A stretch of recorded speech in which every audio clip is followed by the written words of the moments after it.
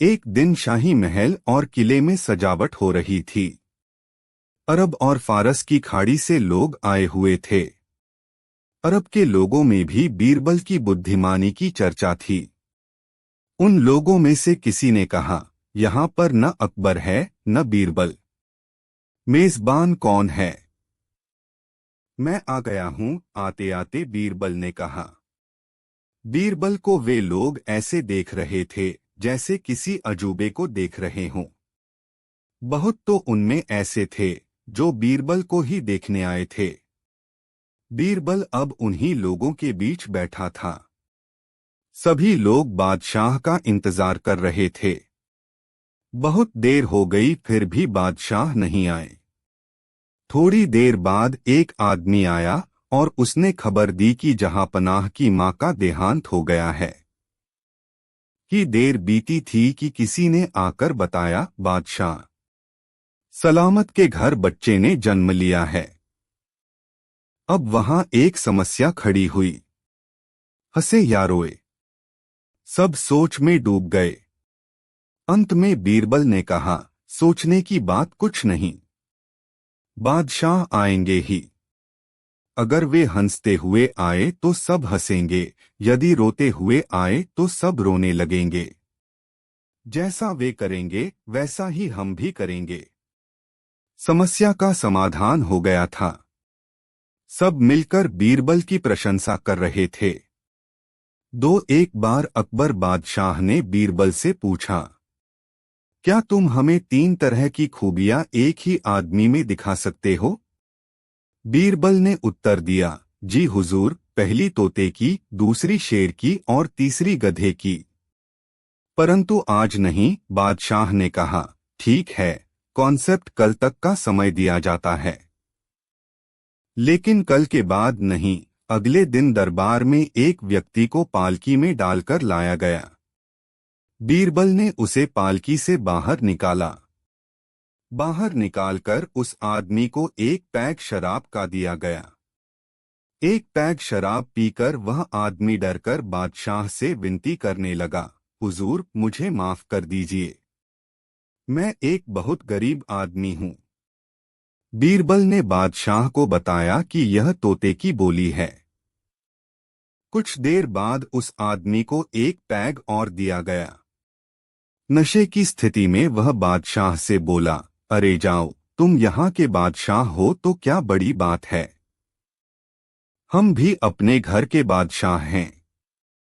जाओ जाओ, हमें ज्यादा नखरे न दिखाओ। बीरबल ने बताया कि यह शेर की बोली है। कुछ देर के बाद उस आदमी को एक पैग और दिया गया तो वह नशे में एक और गिर गया। बीरबल ने उसे एक लात लगाते हुए बादशाह से कहा, हुजूर, यह गधे की बोली है। बादशाह इससे बहुत खुश हुए और उन्होंने बीरबल को बहुत सा इनाम देकर विदा किया। एक बार बादशाह अकबर ने दरबार में पूछा, बताओ बताओ, सबसे चतुर कौन कौन सी है? मुल्ला दो प्याजे तथा अन्य लोगों ने अपनी अपनी जातियों को होशियार बताया। जब बीरबल से पूछा गया तो उसने बताया, जहांपनाह सबसे चतुर बनिया होता है। बनिए से चालाक कौम कोई नहीं होती। कैसे? बादशाह ने पूछा। बनिया कभी किसी की बुराई नहीं ले सकता। जैसा मुंह होता है वह वैसी ही बात करता है, बीरबल ने बताया। सिद्ध करके दिखाओ। जी अच्छा। बीरबल ने 7-8 बनियों को बुलवा लिया। उनकी दावत महल में थी। पहले तो वे आने को तैयार ही नहीं हुए। पता नहीं क्या कारण है। बादशाह से किसी ने शिकायत तो नहीं कर दी है, परंतु जब समझाया गया तो वे आ गए। वैसे भी बादशाह के हुक्म पर आना तो पड़ता ही। जब वे महल में पहुंचे तो उनके चेहरों पर हवाइयां उड़ने लगीं। वे बड़ी मुश्किल से भय को निकाल सके। उनके सामने उड़द की दाल लाई गई और पूछा गया, बताओ ये क्या है? देखकर वे पहचान गए कि उड़द की दाल है, परंतु इस डर से कि कहीं उसमें और कोई बात न हो, वे ठीक नहीं बताना चाहते थे। किसी ने कहा मूंग, एक ने कहा मसूर, तीसरे ने मोठ बताया, उड़द किसी ने नहीं बताया। बादशाह की समझ में कुछ नहीं आ रहा था कि वे क्या बक रहे हैं। बादशाह बोले, अरे मूर्खा, ये उड़द की दाल है। हाँ जी, वही है, वही है। सब एक साथ बोले। बीरबल और बादशाह ने एक दूसरे की ओर देखा। बीरबल ने पूछा, क्या है ये? जी वही जो बादशाह ने बताया। क्या बताया? हमें तो याद नहीं रहा, हुजूर। अब बादशाह ने पूछा, बीरबल, यह उड़द की दाल क्यों नहीं कहते? वहम के कारण बीरबल बोला, इन्हें वहम है कि दाल में कोई बात है। ये चालाक हैं। अब तो आप मान गए। बादशाह ने इनाम देकर उन्हें भगा दिया। हाँ बीरबल, ये सबसे चालाक हैं। वहम और शक के कारण उड़द की दाल नहीं कहा। दूसरा यह भी कि हम कुछ और न कह दें, इसलिए जो हमने कहा था वही बताया। सब एक साथ बोले और हमारी हाँ में हाँ मिलाई। आगरा शहर में एक अमीर व्यक्ति रहता था, लेकिन वह बहुत कंजूस था। बहुत से लोग प्रतिदिन उसके घर के बाहर भीड़ लगाते और उससे कुछ दया की उम्मीद करते, लेकिन उन्हें निराश होकर लौटना पड़ता। वह उन्हें झूठे वादे देकर वापस भेज देता, लेकिन कभी उन्हें पूरा नहीं करता। एक दिन एक कवि रायदास उसके घर आया और बोला कि वह अपनी कुछ कविताएं सुनाना चाहता है। उस अमीर आदमी को कविताओं का शौक था, तो उसने कवि को आज्ञा दे दी। रायदास ने एक एक कर अपनी कविताएं सुनाईं। अमीर आदमी को सब सुनकर अच्छा लगा, विशेषकर इसलिए क्योंकि वे कविताएं कवि ने अमीर आदमी पर लिखी थी। उन कविताओं में अमीर आदमी की तुलना धन के देवता कुबेर से की थी। उन दिनों यह चलन था कि अमीर आदमी और राजा कवि को उनकी प्रेरणा के लिए उन्हें इनाम देते थे, क्योंकि गरीब कवियों की कमाई का यही जरिया था। इसलिए उस अमीर आदमी ने रायदास को उपहार देने का वादा कर अगले दिन आने को कहा। रायदास खुश होकर घर चला गया। अगली सुबह जब कवि उसके घर पहुंचा, तो अमीर आदमी ने कहा कि उसने तो उसे कभी देखा नहीं। रायदास ने जब उसे उसका वादा याद दिलाया, तो वह बोला, रायदास एक अच्छा कवि है, और यदि एक अमीर व्यापारी उसकी तरह कवि को इनाम देना चाहता तो उसी रात दे देता। रायदास बहुत परेशान हो गया, लेकिन वह कुछ नहीं कर सकता था, इसलिए चुपचाप वहां से चला गया। घर जाते समय उसने देखा कि बीरबल घोड़े पर सवारी कर रहे हैं। उसने बीरबल को रोककर पूरी बात बताई और मदद मांगी। बीरबल उसे अपने घर ले आया और एक योजना बनाई।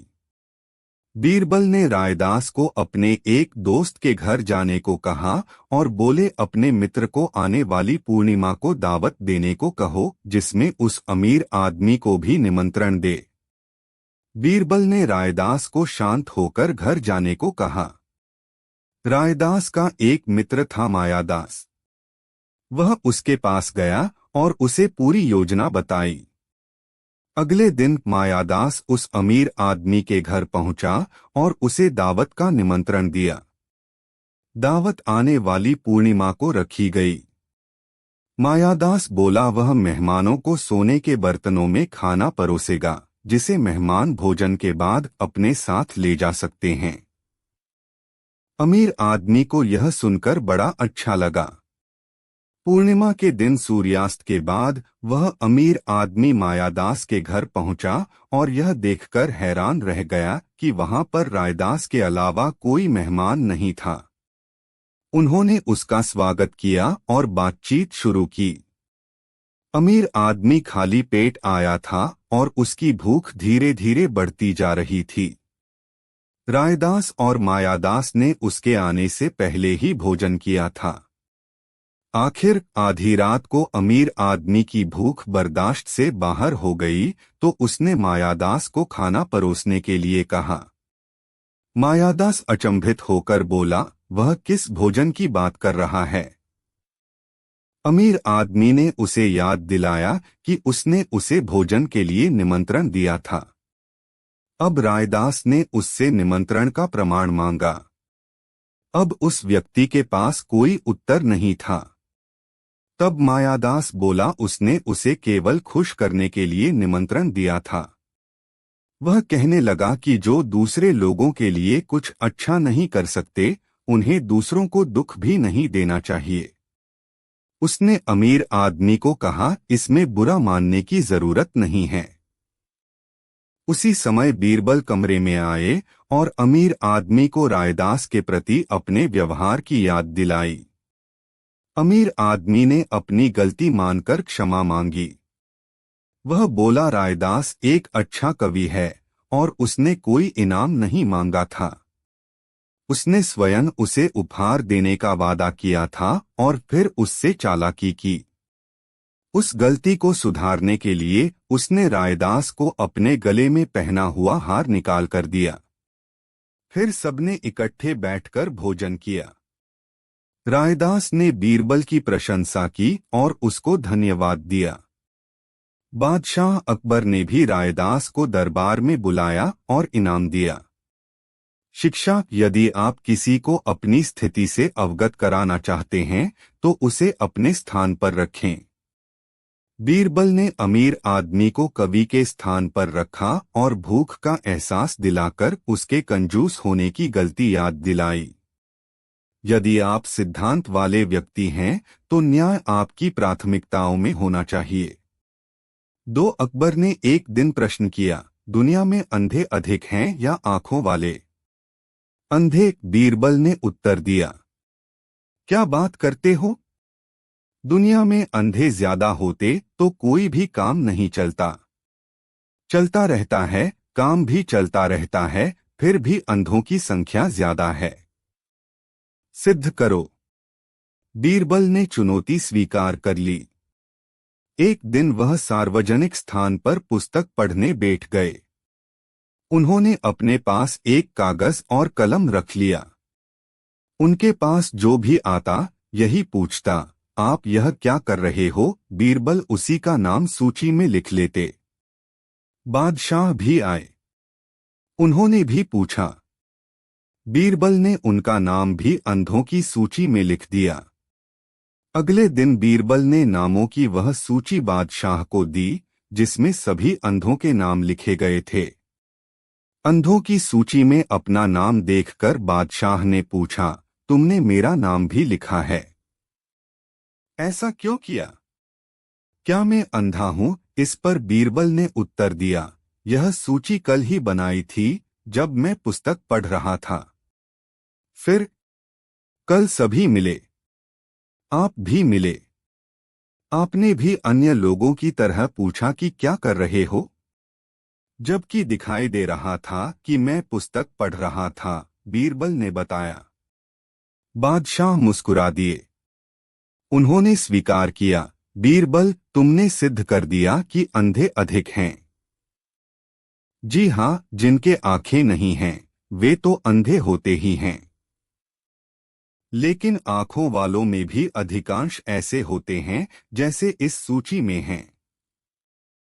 3 बादशाह अकबर छोटे थे जब उनकी मां का देहांत हुआ था। महल में तब एक दासी रहती थी जिसका शिशु भी दुधमुह था। वह नन्हे अकबर को दूध पिलाने को राजी हो गई। दासी का वह पुत्र व अकबर दोनों साथ साथ दासी का दूध पीने लगे। दासी के पुत्र का नाम हुसिफ था। समय बीतता रहा। अकबर बादशाह बन गए, लेकिन हुसिफ की मित्रता जुआरियों के साथ थी। एक समय ऐसा आया जब हुसिफ के पास भोजन के लिए भी पैसे न थे। हुसिफ एक दिन बादशाह अकबर के पास पहुंचा। हुसिफ के दरबार में पहुंचते ही बादशाह ने उसे ऐसे गले लगाया जैसे उसका सगा भाई ही हो। हुसिफ को अकबर ने दरबार में नौकरी दे दी। रहने के लिए बड़ा मकान और घोड़ा गाड़ी भी दी। फिर बोला, कुछ और जरूरत हो तो कह डालो। उसिफ बोला, मैं महसूस करता हूं कि बीरबल जैसे बुद्धिमान व योग्य व्यक्ति के साथ रहूं। बादशाह अकबर ने हुसिफ की यह इच्छा भी पूरी करने का फैसला किया। उन्होंने बीरबल को बुलाकर कहा, बीरबल, हुसिफ मेरे भाई जैसा है। वह तुम्हारे जैसा योग्य सलाहकार चाहता है। बीरबल बोले, जैसी आपकी आज्ञा हुजूर। यह कहकर बीरबल सोच ही रहे थे कि समस्या को हल कैसे किया जाए, तभी पास की पशुशाला से सांड के रंभाने की आवाज आई। आखिरकार उसे अपने भाई जैसा कोई मिल ही गया था। अगले दिन उस सांड के साथ बीरबल महल में जाकर अकबर के सामने खड़े हो गए। अकबर ने पूछा, बीरबल, तुम अपने साथ इस सांड को लेकर क्यों आए हो? बीरबल बोले, यह मेरा भाई है बादशाह सलामत, हम दोनों एक ही माँ का दूध पीकर बड़े हुए हैं। गौ माता का दूध पीकर, इसलिए यह सांड मेरे भाई जैसा है, दूध भाई। यह बोलता भी बहुत कम है। इसे हुसिफ को दे दें, उसकी इच्छा पूरी हो जाएगी। बीरबल का उत्तर सुनकर अकबर को अपनी गलती का एहसास हो गया। शिक्षा, एक ही माता का दूध पीकर जब दो बालक बड़े हो जाते हैं, तब उनके विचार भी एक जैसे नहीं रहते। एक किसी और दिशा में सोचता है तो दूसरा किसी और दिशा में। बादशाह ने यह सोचकर हुसिफ को बीरबल के साथ रहने को कहा था कि बीरबल जैसे योग्य मंत्री के साथ रहने पर उसके भी विचार बदलेंगे। लेकिन बीरबल के बुद्धिचातुर्य ने बादशाह की इस धारणा को खारिज कर दिया। एक बार बादशाह अकबर को इस बात का घमंड हो गया कि वे इतने बड़े मुल्क हिंदुस्तान के बादशाह हैं। वे क्या कुछ नहीं कर, उन्होंने अहंकार से भरकर दरबारियों से पूछा, क्या कोई ऐसा काम है जिसे मैं नहीं कर सकता? एक चाटुकार दरबारी ने चापलूसी करते हुए कहा, हुजूर का इकबाल बुलंद हो। आप सब कुछ कर सकते हैं, बस केवल सूरज, चांद और दुनिया नहीं बना सकते, हुजूर के वश में मौत नहीं। वैसे हुजूर सब कुछ कर सकते हैं, केवल अन्याय नहीं कर सकते। अकबर ने अन्य दरबारियों की राय पूछी। हर किसी ने अपने अपने तरीकों से बादशाह के बड़पन की प्रशंसा की। अंत में उन्होंने बीरबल पर दृष्टि जमाई और पूछा, तुमने नहीं बताया बीरबल, हम क्या नहीं कर सकते? जहां पनाह, सच बात तो यह है कि आप कई काम नहीं कर सकते। जैसे बादशाह के माथे पर बल पड़ गए। बीरबल बोला, जैसे आप हथेली पर बाल नहीं उगा सकते, आप भूख को वश में नहीं कर सकते। आप आदमी को जानवर और जानवर को आदमी नहीं बना सकते, और गुस्ताखी माफ हो जहां पनाह, आप स्त्रियों की भांति प्रसव पीड़ा सहकर बच्चों को जन्म नहीं दे सकते। यह सुनकर बादशाह सोच में डूब गए। उन्हें एहसास हुआ, सच्ची और खरी बात कहकर बीरबल ने उनकी आंखें खोल दीं, वे बीरबल की प्रशंसा किए बगैर न रहे। इस कहानी से शिक्षा, अनहोनी बातों के बारे में कल्पना कर ये समझ बैठना कि वह सब कुछ कर सकता है, कोरी मूर्खता ही तो है। बादशाह भी इस बारे में मूर्ख सिद्ध हुआ। बीरबल ने सच्चाई उसके सामने उजागर कर दी। बादशाह ने एक दिन पूछा, सबसे कृतज्ञ कौन और सबसे कृतघ्न कौन है? बीरबल ने कहा, इसका उत्तर मैं दरबार में दूंगा।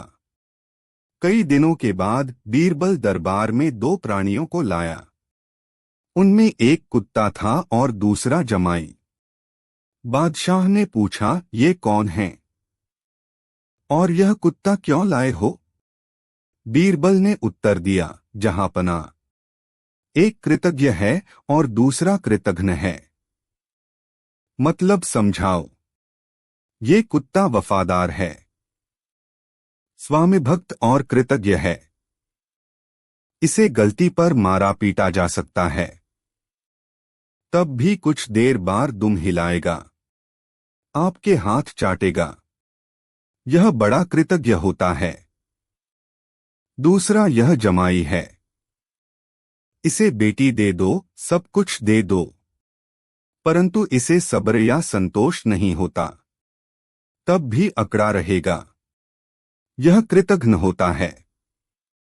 बादशाह को क्रोध आ गया। उसने आदेश दिया, जमाई को फांसी दे दी जाए।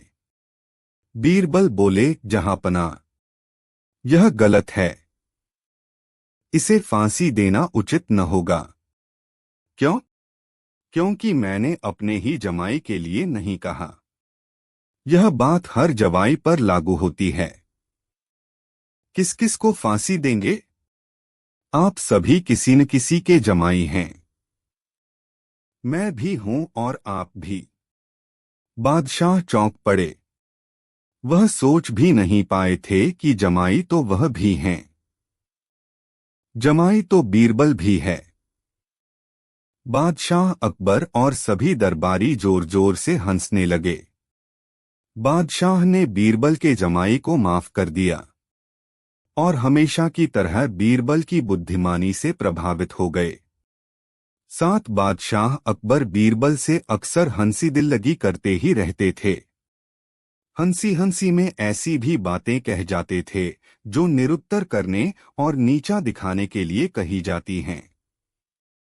एक दिन इसी उद्देश्य से बादशाह बोले, बीरबल जी, रात मैंने एक सपना देखा। क्या देखा हुजूर सपने में? देखा क्या, हम आसमान में उड़ रहे थे। हमसे मतलब है मैं भी और तुम भी। बीरबल ने अकबर की ओर आश्चर्य से देखा। अकबर ने आगे बताया, उड़ते उड़ते हम दोनों नीचे गिर गए। जब गिर गए तो मैंने देखा मैं तो हूँ शहद के कुंड में और तुम पड़े थे पाखाने में। फिर कुछ नहीं दिखाई दिया था। मेरी आंख अचानक खुल गई थी। मैं जग गया था। सपना इतना ही दिखा। मेरी भी सुन लीजिए। रात बिल्कुल यही सपना मुझे दिखाई दिया था। मैं पाखाने के कुंड में गिरा था और आप सीधे शहद के कुंड में गिरे थे। आपका सपना वहीं टूट गया था, परंतु मेरा सपना आगे भी जारी रहा। आगे मैंने उसी सपने में देखा कि हम दोनों सने हुए अपने अपने कुंडों से बाहर निकल आए। इसके बाद हम लोग एक दूसरे को चाटने लगे, आप मुझे और मैं आपको। यह मैंने सपने में देखा था। बादशाह लज्जित हो गए। उन्होंने तो झूठ ही कहा था। बीरबल ने भी झूठ का दाव मारा था। बीरबल को निरुत्तर करने की इच्छा करता हुआ बादशाह स्वयं ही निरुत्तर हो गया। 8 रानी राज्य में अंधे व्यक्तियों को दान देना चाहती थी।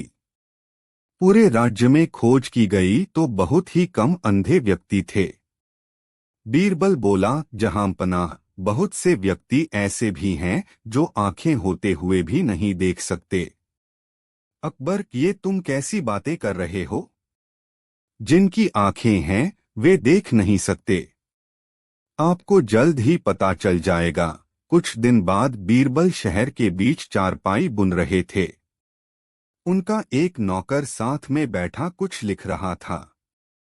हर कोई आकर बीरबल से पूछता, वह क्या कर रहा है? बीरबल बिना उत्तर दिए अपने नौकर को नाम लिखने को कहते। तभी खबर बादशाह तक पहुंची और वे भी वहां पहुंच गए। अकबर, बीरबल तुम क्या कर रहे हो? बीरबल नौकर से, जहांपनाह का नाम भी जोड़ो। अकबर, यह कैसा उत्तर है? बीरबल, मैंने आपको एक दिन बताया था कि बहुत से व्यक्ति आंखें होते हुए भी नहीं देख पाते। हर कोई मुझसे पूछ रहा है मैं क्या कर रहा हूं, जबकि मैं दिन की रोशनी में चारपाई बुन रहा हूं। शिक्षा, कई बार अंधा व्यक्ति भी अपनी छठी इंद्री की सहायता से एक आंख वाले व्यक्ति से अधिक देख लेता है, क्योंकि आंखों वाला व्यक्ति कई बार सामने वाली वस्तु को या तो देखना नहीं चाहता या देखकर अनदेखा कर देता है।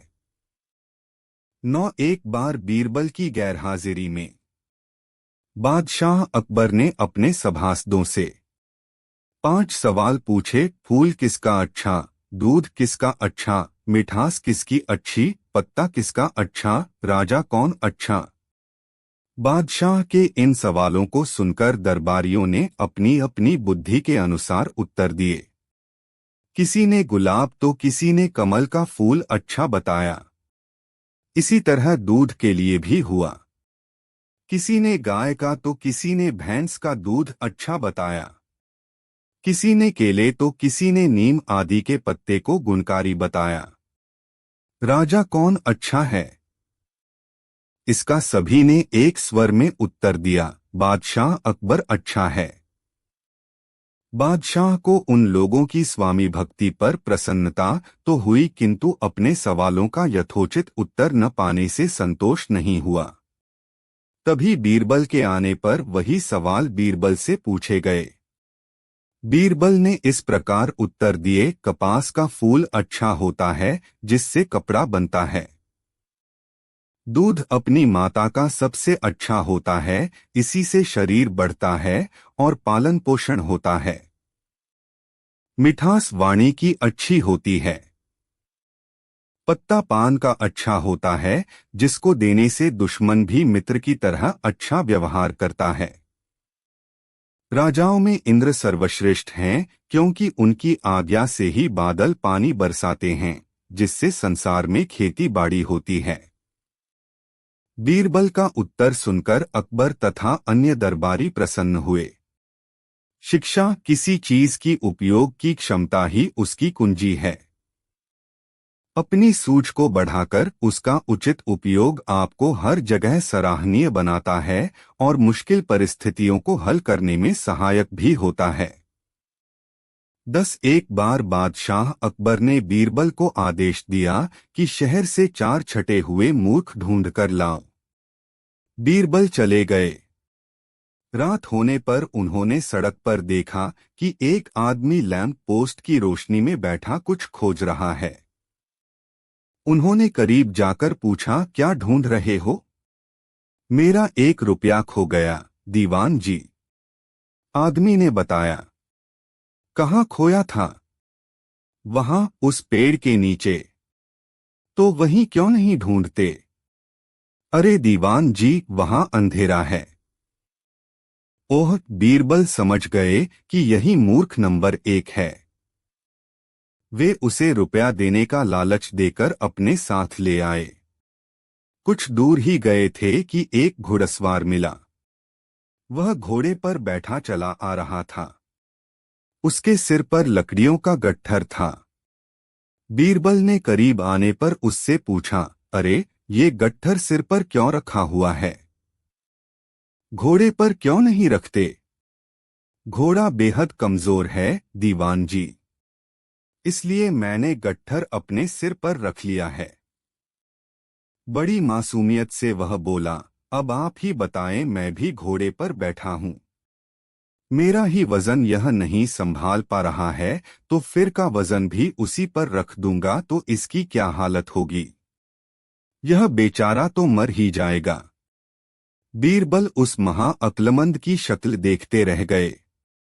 तभी उस व्यक्ति ने गटुर जमीन पर फेंक दिया और घोड़े से कूदकर बोला, दीवान साहब, आदाब बजा लाता हूं। ठीक है, ठीक है, बीरबल ने कहा, तुम हमारे साथ चलो, हम तुम्हें नया घोड़ा दे देंगे। बीरबल उन दोनों को लेकर उसी समय बादशाह के पास पहुंचे और उनकी करतूतें बताईं। बादशाह बोले, ठीक है, मगर हमने तो 4 मूर्ख लाने को कहा था। यह तो तुम 2 ही लाए हो। जहांपना, इस समय 2 मूर्ख यहीं मौजूद हैं, बीरबल बोले। बादशाह चौंककर इधर-उधर देखने लगे, मगर वहां उन दोनों के अतिरिक्त कोई और होता तो दिखता। आठ वे उलझन में पड़ गए और बोले, अरे भई बीरबल, कहाँ है 2 मूर्ख और? बीरबल बोले, गुस्ताखी मुआफ हो आलीजा, तीसरा मूर्ख मैं हूँ जो ऐसा वाहियात काम करता फिर रहा हूँ। और चौथे मूर्ख आप हैं जो मुझसे ऐसा काम करवा रहे हैं। बीरबल की बात सुनकर बादशाह अकबर खिलखिलाकर हंस पड़े। फिर उन्होंने दोनों मूल को इनाम देकर रुखसत कर दिया। शिक्षा कभी किसी की मूर्खता की क्षमता को कम नहीं आंकना चाहिए, स्वयं की भी।